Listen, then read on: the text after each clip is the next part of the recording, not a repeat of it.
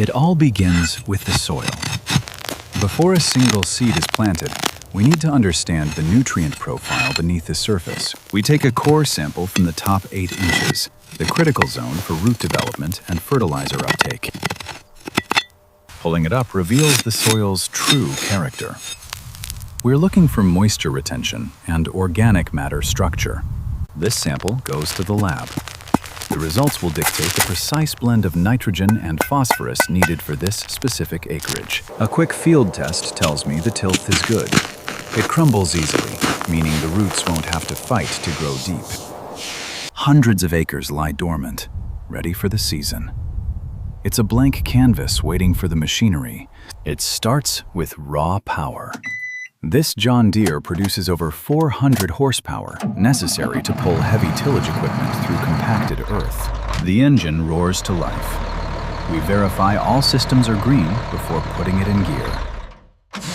Hydraulics engage.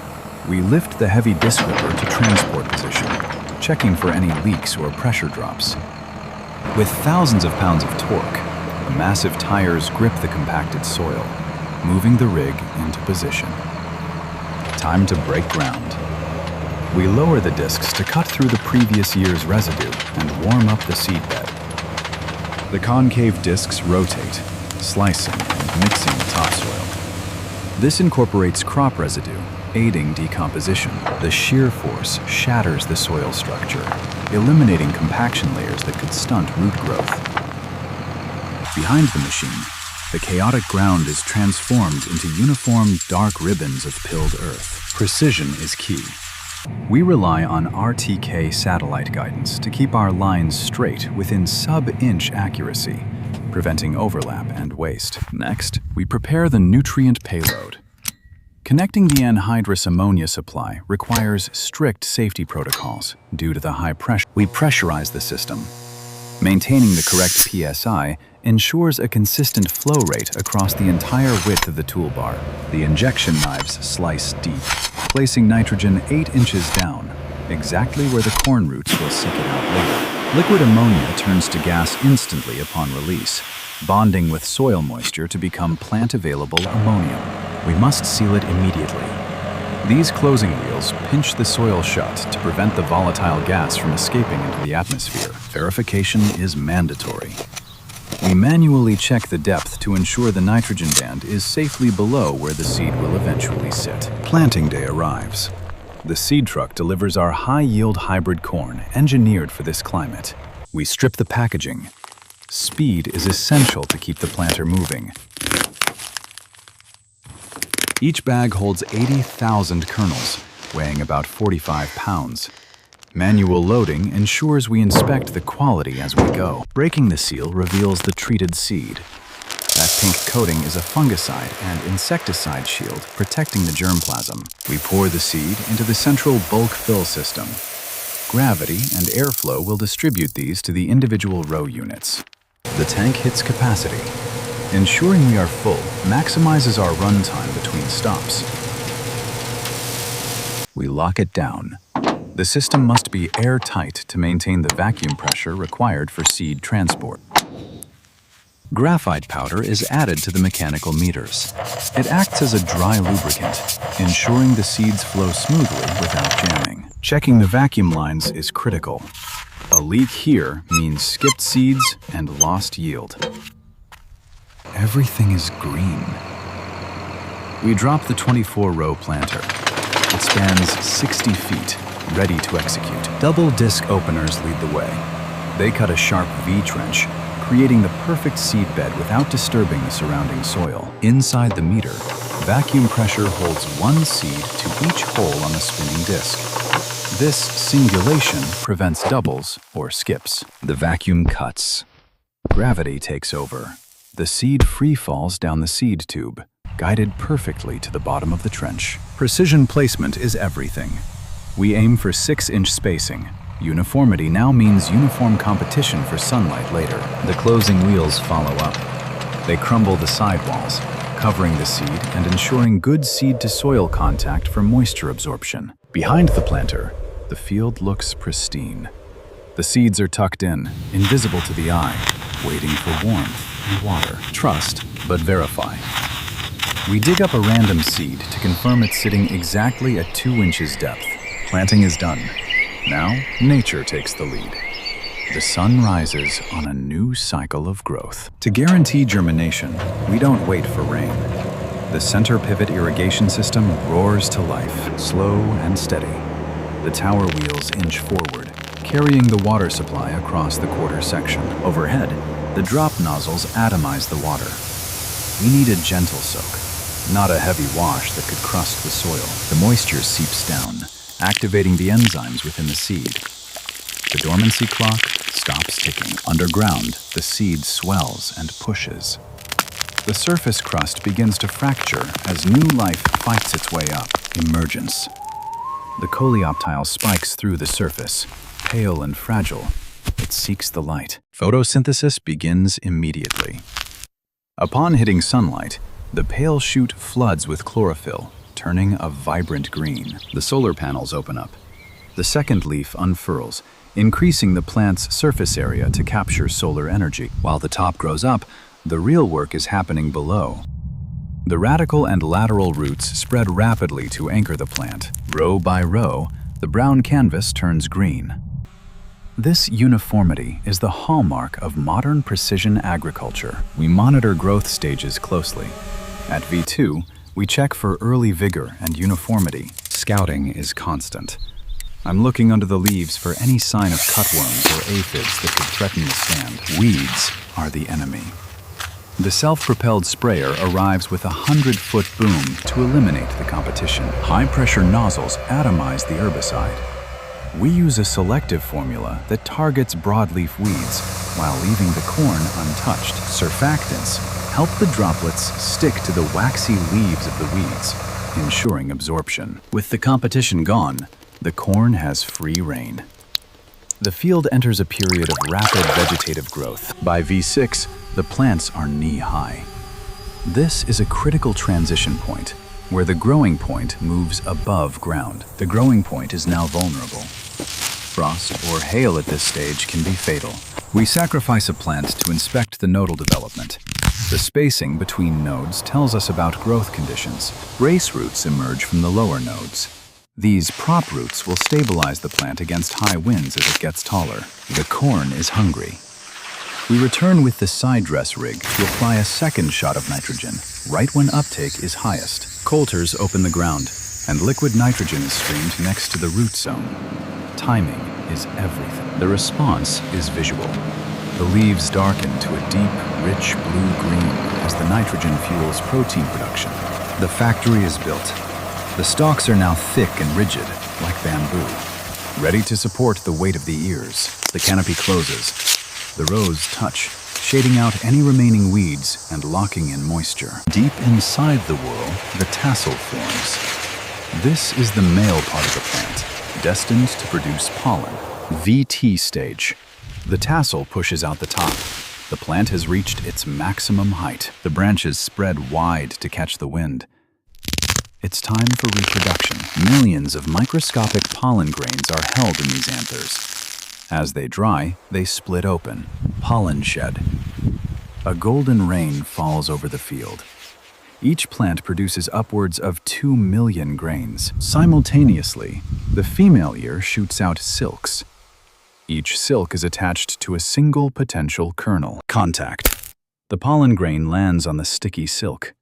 Fertilization must occur for a kernel to form. The pollen tube grows down the length of the silk, sometimes over a foot long, to reach the ovule. Once fertilized, the silk detaches and turns brown. The job is done. We peel back the husk. Inside, the kernels are just starting to form. They look like tiny pearls. The blister stage. The kernels are filled with a clear fluid. They are fragile and essentially just water bags right now. Water demand is at its peak. The pivot runs continuously to ensure these kernels fill out completely. Milk stage. The clear fluid turns into a milky white starch. The kernels turn yellow and begin to harden slightly. A thumbnail test confirms it. Puncturing the kernel releases a white, milky substance. We are on track. The crop looks magnificent. A sea of biomass converting sunlight into energy, filling those kernels with starch. Dough stage. The liquid thickens into a paste. The kernel continues to gain dry weight. Dent stage. As the starch dries at the top of the kernel, it shrinks, creating the characteristic dent found in field corn. The plant's job is ending. Senescence sets in. The lower leaves turn brown as the plant cannibalizes itself to finish the grain. The husk bleaches to a paper white. It loosens around the ear, allowing air to circulate and dry the grain further. We pull a few kernels to check for maturity. They are hard and difficult to shell by hand now. The black layer. This dark line at the tip of the kernel seals it off from the plant. Physiological maturity is reached. It's safe to harvest. As autumn approaches, the moisture within the grain recedes. The kernels harden, transforming into dents of polished golden armor. The entire landscape shifts its palette. What was once a sea of green is now a vast ocean of gold, signaling readiness. The lifeblood of the plant has retreated. The stalks stand brittle, the leaves crisp as parchment, whispering in the breeze. A final manual check. The farmer tests the bond between grain and cob, feeling for that specific looseness that indicates peak harvest time. Precision is key. A digital moisture meter confirms the verdict, 15.5%. Perfect for long-term storage. The beast awakens. The massive diesel engine of the combine harvester roars to life, shaking the ground with raw horsepower. Hydraulics engage. The header reel begins its hypnotic spin, transforming the machine into a hungry predator. Yellow snouts dive between the rows, lifting the tangled stalks and guiding them precisely into the gathering chains. Steel gathering chains grab the stalks with relentless grip, marching them into the stripping gap. Beneath the deck plates, aggressive rollers grab the stalk and yank it violently downward. Physics takes over. The ear is too wide to pass through the stripping plates. It snaps off cleanly, flung into the gathering auger. The remaining plant matter is not wasted. It is pulverized instantly, returning to the earth as organic residue. The massive cross auger sweeps the harvested ears into the feeder house, the throat of the machine, inside the belly of the beast. The high-speed rotor rubs the ears against the concave cage. Friction does the work. Liberation.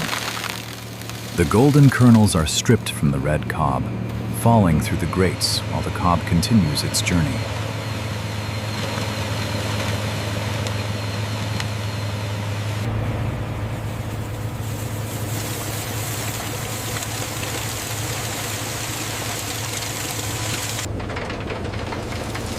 Gravity and vibration take over.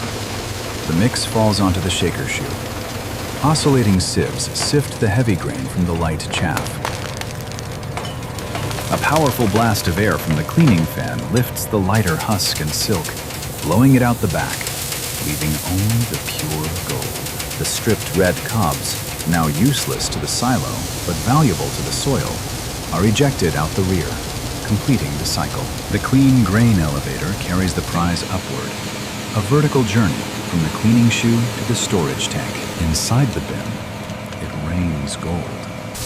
A steady, satisfying torrent of pure kernels accumulates, rising higher with every row harvested. Capacity reached. The orange beacon flashes, a silent signal to the support crew that the harvester is heavy and needs relief. The massive unloading auger swings out hydraulically, extending like a mechanical arm, ready to offload its burden. Synchronization. The tractor pulling the grain cart matches the combine's speed perfectly. A high-stakes dance at 5 miles per hour. The floodgates open. A massive column of corn erupts from the auger, pouring tons of grain into the waiting cart in seconds. As the sun dips lower, the air fills with golden haze. The dust of the harvest glows like fire in the evening light. Efficiency is paramount. The combine never stops. It harvests, threshes, cleans, and unloads simultaneously. Full to the brim, the grain cart peels away, leaving the combine to continue its solitary march while it ferries the load to the road. At the field's edge, an 18-wheeler waits. The link to the wider world. Logistics in motion. The grain cart extends its own auger. A bridge is built between field transport and highway transport. Thousands of bushels pour into the trailer. The mound rises, filling every corner of the container, secured. The driver rolls the heavy tarp over the load, protecting the golden cargo from wind and weather for the journey ahead. Heavy with harvest, the truck rolls out. Tires crunch on gravel, kicking up dust as it leaves the farm behind. On the open road, the destination is clear. The towering concrete silos appear on the horizon, cathedrals of agriculture. Arrival. The truck mounts the electronic scale. Every pound is accounted for. The culmination of the season's effort measured in digits. Quality control. A robotic probe plunges deep into the grain, sucking up a sample to ensure it meets the strict standards of the market. Inside the lab, the sample is analyzed. Moisture, density, purity. Only the best grain passes the test. Cleared for unloading. The truck maneuvers over the dump pit, the massive intake grate that swallows entire truckloads. The trap doors open. The barrier is removed. Gravity does the work. The corn crashes down into the pit, a thunderous release of energy and mass. Deep underground, the bucket elevator scoops the grain, a continuous loop carrying the harvest skyward to the peak of the silo. Massive electric motors hum with torque, driving the belt that lifts tons of grain hundreds of feet into the air. The final drop. Grain falls from the distributor into the vast, echoing cavern of the concrete silo, safe and stored. Preservation. Giant aeration fans roar to life, pushing fresh air through the grain to keep it cool and dry, preventing spoilage. Back in the fields, the roar of the harvest has faded. The land lies bare, a carpet of golden stubble under the purple sunset. Nature continues its rhythm. A flock of geese cuts across the darkening sky, signaling the coming of winter. But the farmer's work is not done. Headlights pierce the darkness. The preparation for the next generation begins immediately. The heavy discs turn the soil, burying the residue of the old crop. The cycle of life, death, and rebirth revolves under the steel blades. The remains are covered. The earth reclaims its own, decomposing the stalks to feed the seeds of next spring. Inside, the day ends. The control panels are silenced. The digital brain of the farm goes to sleep. The season is recorded. History written in the ledger. Another year of feeding the world is complete. The lights vanish. Only the faint glow of the monitoring screens remains, watching over the silent operation. Silence descends upon the farm. The machines are still. The land rests. A single forgotten kernel lies in the dirt, reflecting the moonlight. A tiny monument to the abundance that passed through here. The pivots are parked. The water is still. The metal skeletons wait patiently for the thaw. The wind sings through the wire. The boundary of the farm stands guard as the season sleeps. From soil to seed, from seed to harvest, the cycle is complete. Produced by Kinbach Studio.